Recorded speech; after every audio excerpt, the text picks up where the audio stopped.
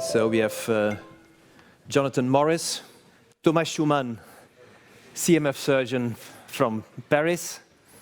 Bienvenue.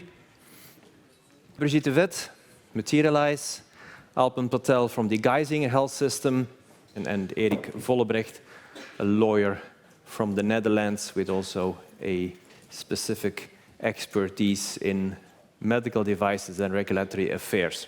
The way we'll work is having me as a moderator again. So 3D printing in hospitals, where are we heading? That's the topic of this panel discussion. We'll do that by presenting the panel with some quotes. We'll ask their feedback on those quotes. They are quotes from literature. And we'll also ask you, the audience, to give us your feedback, your opinion, by means of a polling system. The first question that is asked is, what's your main specialty? What's your background? Industry, research? Are you a surgeon? Hospital management? Okay, I think it's stabilized more or less on these different ratios between the specialties. Give your opinion now, please. The main challenge to implement 3D printing in hospitals. So the first topic, cost, revenue for the hospital, and you saw it nicely came out as the prime concern, the first priority. So cost and revenue, and I'll ask first to some clinical people who have experience with 3D printing in hospitals to give their opinion. So, Jonathan Morris, can you comment on this first? Yeah, cost is a big barrier, particularly when you have people that can't look at the global picture. If you have administrators who look down at the balance sheet and see a negative, hospitals under tremendous pressure, both from profit hospitals and non-profit hospitals, to live within their means and to produce a certain margin. And when you're not producing that certain margin, what people do is they look down the balance sheet and find the negatives and cross them off. And certainly if you have someone that can't see the big picture at this current time when things are not reimbursable, at least non-implantables aren't reimbursable, then cost becomes an issue. Luckily where I work, we have people that see the overall value and see that the global cost reduction that can occur, because we live in a capitated payment system. So if I have a complication from a oncologic resection in the pelvis, for example, I don't get paid more because the patient comes back with an infection or comes back with a wound dehiscence or comes back with an aneurysm. So if we can reduce the time in the operating room, which I think we have shown to do, I think the overall cost savings fits within our plan, because we want to provide the best possible care to the patients that come to Mayo Clinic at the most reasonable cost we can. But if you don't have someone who thinks like that in your institution, of which I've spoken to many people of hospitals around the United States and around the world who can't get their administration who runs their hospital beyond this small thinking of like, well, this is a cost, I'm not going to pay for it. Because quite frankly, you don't need it to get paid, you know. I think cost is always going to be an issue as the healthcare pie shrinks, and there are always fiscal pressures. That's always going to be an issue. We were fortunate enough that our insurance company recognized that this is the right thing to do, so we were funded by them, but that's not always the case. You guys self-insure though, right? Yeah, we have because it's an integrated healthcare delivery system, so we have our own insurance company. Yeah, that's a big benefit when you are the insurance company. I would say that if you look at cost as a barrier, you know, and we're trying to do, people talked about evidence in the medical session this morning. There's actually a lot of evidence in the craniomaxillofacial world that it decreases cost.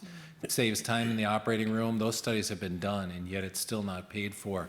There's two randomized controlled trials on congenital heart anomalies, one a right outlet double ventricle trial that's looking at on and off bypass time.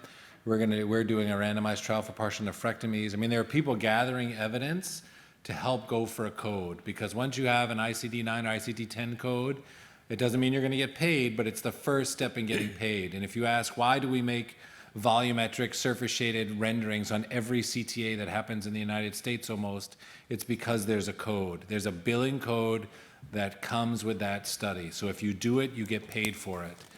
So I think this community has to do work and help funding trials and help running trials, because trials are not cheap. They're very expensive to run a randomized control trial in a major academic institution. And I think as a community, we could come together to help reduce some of those barriers from the imaging company standpoint all the way through the vendors and the software we deal with. So I think all of us having goal of trying to create things that are reimbursable. Because if it's not reimbursable, you're just going to find it in large academic centers, people that can get grants, people that have slush funds, people that have donors, and I don't think that's broad market penetration, which is what we want. We look at health technology assessment to some extent, but yeah, also I think the same is true for Europe, because what 3D printed medical devices are typically paid for, they're paid out of the hospital's general budget, and if they don't have a code in which they can put a particular procedure involving a 3D printed device, then yeah, they have to find the funds elsewhere, and then you get in the exact same situation as was explained just now. There are costs that are not attributed into a specific reimbursement bucket, and those are the first to go. And since in Europe a lot of the reimbursement is managed on the basis of production rather than on outcomes, there is a lot of emphasis on cost saving with surrounding production rather than improving outcomes of hospitals. I do want to highlight 2 points around this, because there's really 2 different ways that we can look at funding 3D labs and 3D activities. One is obviously by being paid for it and organizing reimbursement, and the other one is through efficiencies. Now, the first one, reimbursement, I totally agree with what has been said earlier. We need evidence, and I think it's going to be a collaborative effort where we as an industry need to have with different partners. We need to think about how do we gather the right type of evidence to actually get a code and get reimbursement. And we have seen examples in the past where there was evidence and we didn't get the reimbursement. So we do need to think that through properly and set that up as a community with different partners in it. And I think what's happening in the US on the back of RSNA with a special interest group, where this is a topic and where there's different parties involved to set up the right studies and initiatives to collect the evidence. I think that's what we would need in Europe as well, to give you the European perspective. So that's on the area of getting reimbursement and getting funding through that way of doing things. The second would be through efficiencies in the system, and I think in the short term that's probably the most realistic one. I think in your talk this morning, you mentioned that the calculation is very easy. 1 minute of operating theater time is $100 to $150. Every minute you save, if you can convince the administration that every minute you save is worth that, well, the discussion is relatively easy. Now, I do admit the discussion is probably not that easy, and convincing the administration is not going to be that straightforward. But that's an area, efficiency gains in the system, whether that's in the hospital or in that whole value chain, is an element that we need to take into account as well when it comes to funding the activities that we're talking about. Yeah, because to create local evidence to your healthcare administrator is different than creating local evidence. Yes.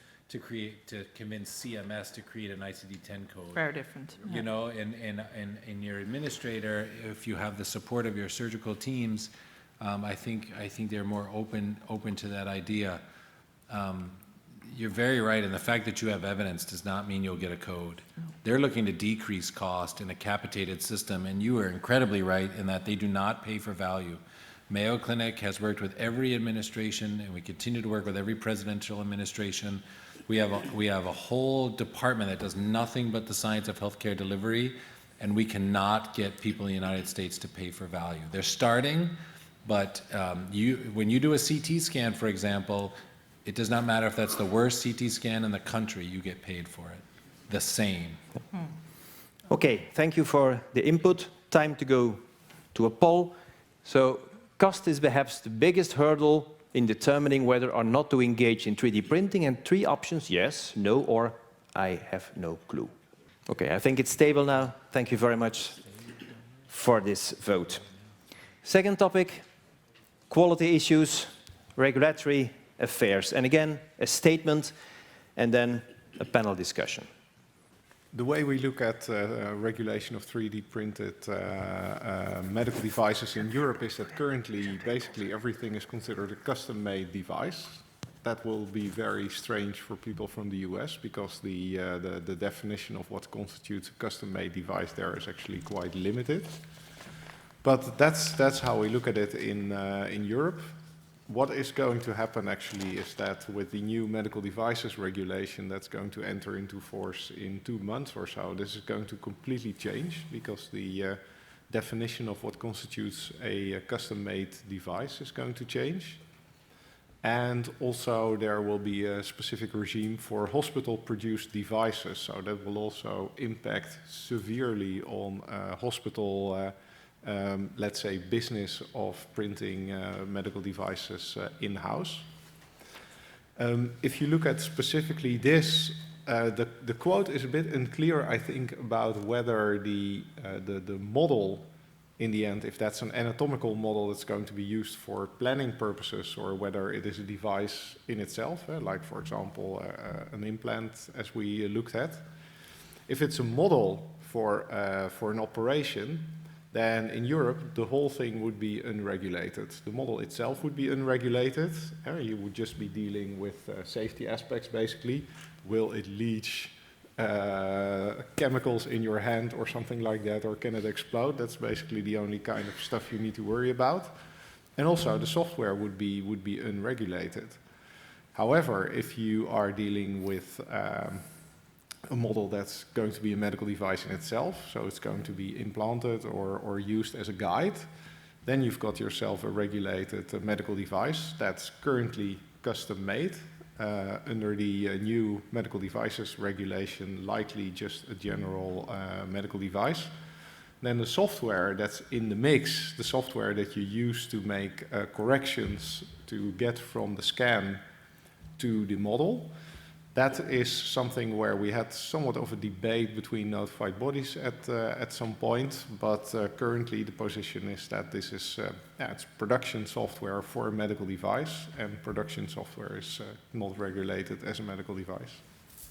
Well, from the surgeon perspective, it is obvious, not only from the surgeon perspective, that implanted device, implants, obviously have to be obtained through a strictly controlled way, starting from the CT scan to the printing. On the other hand, you have, just as we discussed earlier, this models that we can use to plan a surgery, as long, to my point of view, as long as these models are not used first to prepare implants, because this is also another use of these models. You can print these models, have a 3D printed bone, whatever it is, and use it to prepare surgery, and then prepare implants, starting from standard implants that you will bend on this implant. This is another point, and this is, I think this can lead to more discussion, because probably this needs clear regulation. But if these bone models are only used to take hands on the surgery and prepare the surgery, from the surgeon perspective, I don't see, I can't see any problem with that. I think I would piggyback on that, because the intended use, and I think we had that earlier in one of the questions as well, the intended use makes all the difference in the way you look at that, in the way the regulator will look at whether that's model or 3D printed devices. The intended use is a critical one. And I think the paper that we have here on the screen alludes to that, because the intended use is one element, and the second that the paper alludes to is to what extent do you modify what you get as an input, whether that's your STL or your DICOM, to what extent do you make changes to the anatomy? And those will be the driving factors for the regulators to decide whether yes or no it's more or less regulated. We have the first special interest group. For those who don't know, there's a special interest group under RSNA, so we can become a full-fledged society of this in the medical profession. And we met about this at our CME meeting on 3D printing, and this was, I think we talked about this for hours. what considers a minor modification, what considers a major modification. Because the FDA met 2 years ago in October, and there were a few hundred of us sitting around in the Washington, D.C. area talking about how this is going to be regulated, should it be regulated, what are the regulations going to be. And I think even there were people that felt really strongly in the medical community from the physician side that we should not be forced to use FDA-approved software in order to make the model, because FreeSurfer and Brain Lab and all these things that are used in, for example, brain segmentation for dementia treatment and things like that are very proven softwares. So there was a lot of debate back and forth, and the end game was that we said strongly recommended that you use FDA-cleared software. Our hospital system would not let us put freeware in our lab. It was a non-starter conversation. They said, are you going to use FDA-approved software, because we have a large radiology program and nobody is allowed to just use whatever software they want, especially across the enterprise. So we started with FDA-approved software.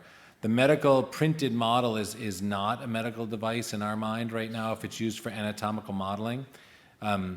I think the way that we've tried to set up our lab was we thought about all this before it would be regulated, because we wanted to drive the regulation. That we created all the quality steps from the ACR DICOM images transported to the software to validate that your images don't change when they go into the software, which is part of the FDA-approved software.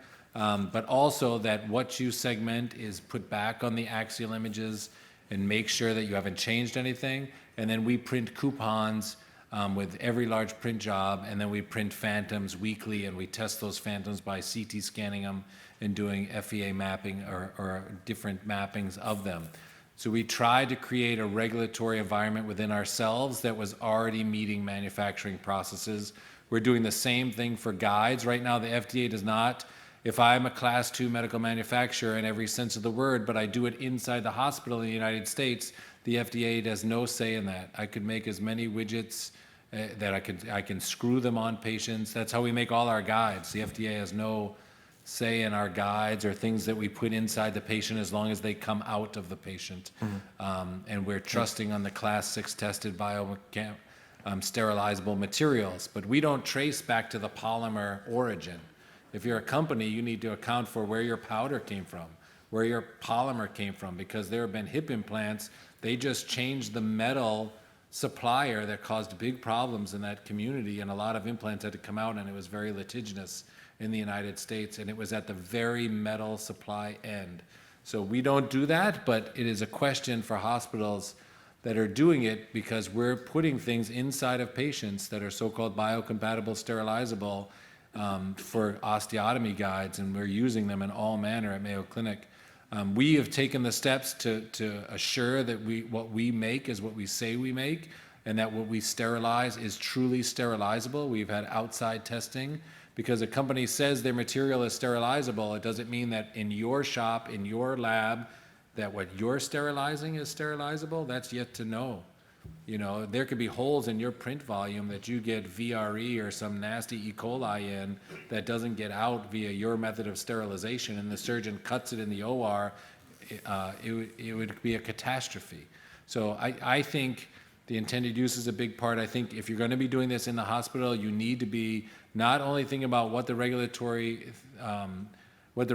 is now, but how you want these things to be made in the future, because this community should drive regulation, not vice versa. These people are not experts in 3D printing. They're not experts in chemical polymers. They're not experts in titanium powders. You in this community and the SME and places like that have to set these standards so that the regulatory community can come to you as experts and you help guide the regulation. Like, no, there's no regulation on my printer. I thought that they might come out with regulations on the printers, but there's nobody telling me that I have to even assure that my printer works the way it is, yet I can print something and put it in a patient. I find that difficult to believe that will be the future. Thank you for stressing the importance of experts. We have two polls now. The first, do you agree with this statement? Software should be FDA cleared and the printed model should be considered a medical device. And intended use here would be the planning for a specific intervention. And then we can move forward to the next. Do you agree? I would install a quality system to enable my hospital to print guides and implants. And again, we have a statement that I let you read, and then we have a discussion on that.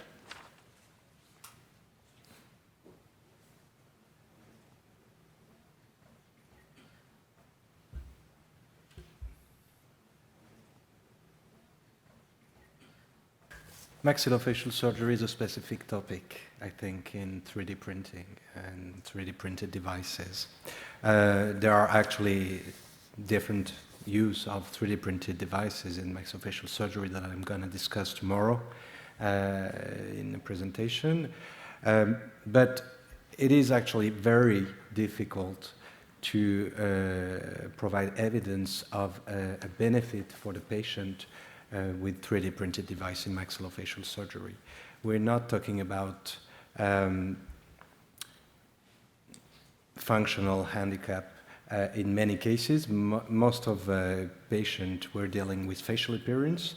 This is mainly a psychological impairment for some of them, hardly measurable, and it is in fact really difficult to provide evidence of the effectiveness of 3D printed implants. And what we realize using them is that there is an obvious benefit for the surgeon and for the healthcare practitioners in general, but it's really an issue to highlight the benefit for the patient. I think this is really a problem of 3D printing evolving as a production method. Because if you look currently, for example, if you look at plates, a friend of mine is a hand surgeon that uses both standard plates and he uses 3D printed personalized plates and guides. And as long as it's more expensive and more complex to make personalized products, then it will always be the exception. But if you arrive at a point where in the end personalized medicine is cheaper or more cost-effective, I should rather say, than standardized medicine, then personalized medicine will become the standard. And that's something we see in science fiction films, right? Where you see people drifting around in vats being 3D printed in vivo, and then it's completely normal. But that's way not where we are already. Yeah, so you need to link added value to cost efficiency. Okay. Yeah, exactly. Industry, Brigitte. So maybe 2 comments on this. Let's think about what we are talking about when we're talking about 3D printing. Because, I mean, 3D printing is something that ends into a physical model, guide, implant. But actually, I mean, what I talked about in the opening this morning is there's a lot that needs to happen before you actually get to the physical model. And that's what we call digital planning and pre-surgical planning. That doesn't necessarily require the physical element in your hand. So when we talk about 3D printing being available or being used in every single routine procedure, not necessarily the physical model, but the capabilities that we have digitally available, that I think is something that could be used in every single procedure, because that drives, if you use that smartly, to optimize the value chain and that whole workflow between the surgeon that has a certain patient and wants to do something, and it uses that input to optimally size whatever device or implant he wants to use on that patient, and that information is used in the logistical flows that go back to the medical device companies and optimize that supply chain, that logistical process. I think that if that then gets us to the benefits and the efficiency improvements in the workflow, I think then we're at a point where this is going to be used for every single procedure. Not the physical print out of that digital plan, but the benefits that that digital plan offers us. So I think that's why I'm saying we need to be careful what we're talking about when we talk about 3D printing. So that's one perspective I'd want to add. The second perspective I want to add is we're talking about personalized medicine here. So I assume we're thinking about using 3D printing to produce custom patient-specific devices. But let's not forget that 3D printing is also used more and more as a manufacturing technology that enables to print standard devices and possibly print those with better clinical outcome at a lower cost. And in those cases, yes, absolutely. Why not use them on every single routine procedure? So it's not a straight yes to the quote that is there, but it's a yes depending on what we are talking about. Yeah. And with special attention to the digitalization, the workflow. Absolutely, exactly. I think you're absolutely right. People ask broad questions about 3D printing, and every answer starts with "it depends." I mean, you could ask this question to an orthopedic hand surgeon at a very detailed level and say, do you mean an orthopedic pediatric hand surgery? I mean, if you talk about global applications, we have, our institution lives and breathes complex medical multidisciplinary care of people that come to Mayo Clinic with a problem. But if you look at like the knee, for example, the Biomed Zimmer knee, I mean, that's a very common knee replacement that it's used routinely. We do both at Mayo. We do things that are routine, like post-traumatic elbow deformities. That's not a rare thing. But we print guides for these type of things and models all the time routinely. One, because bones are really easy to print. The guides are really easy to produce. But what she said can be understated. To get to the model, there are so many bottlenecks that have to be solved that you can take anyone's medical image, and it starts with designing radiology protocols specifically for 3D printing and using things that the vendors come up with to improve imaging that have nothing to do with 3D printing to solve that bottleneck of segmentation, because it is not a small bottleneck. Segmentation is a huge bottleneck, and anyone who has a 3D printing lab will tell you that's the bane of their existence, because you can just sit there and watch the printers run. But unless you solve that bottleneck and then solve all the segmentation problems, like renal partial nephrectomies is a really common surgery to perform, transoral surgery for base of tongue cancers, that's very common. But we're doing a trial just in partial nephrectomy because we think it really makes an impact on cold perfusion times.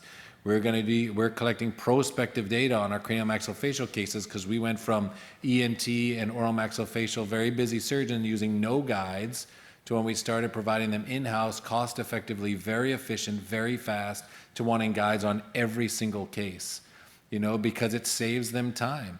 And if they can provide something in a decreased time with a better patient outcome, I showed some faces in the slides this morning. I mean, sometimes they're amazed the patients come back, and while to the surgeon, facial symmetry, if you're taking out a tumor, sometimes people think, oh, you know, I saved your life, I took your tumor out.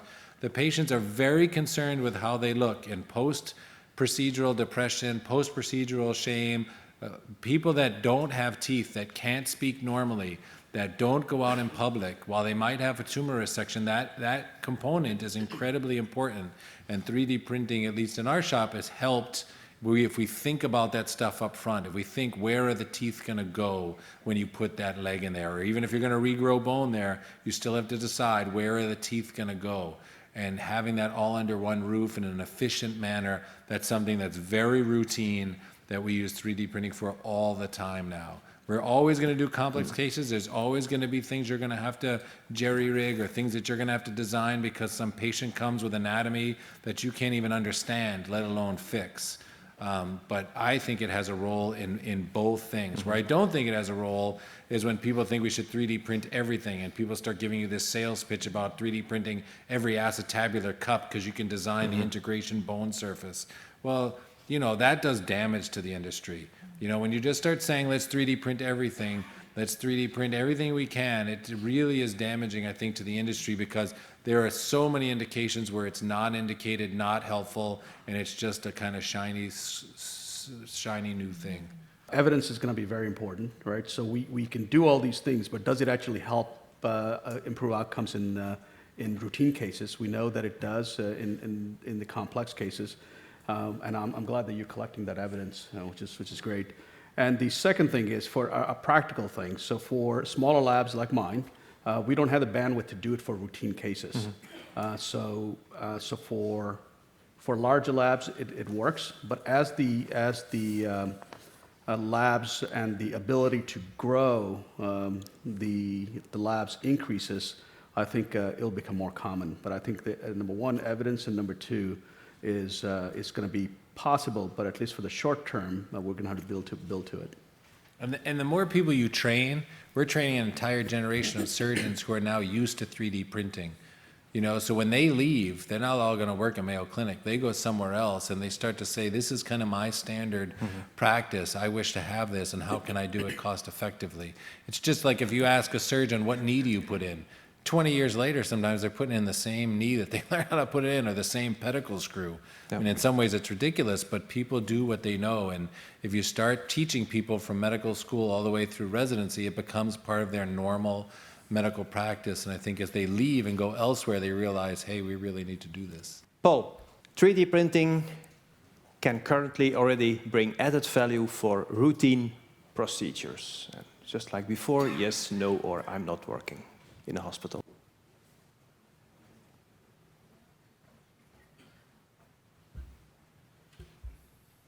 So now we have two statements that we just ask your opinion about. One on technical considerations. Technical aspects are making me hesitate to start with 3D printing within the hospital.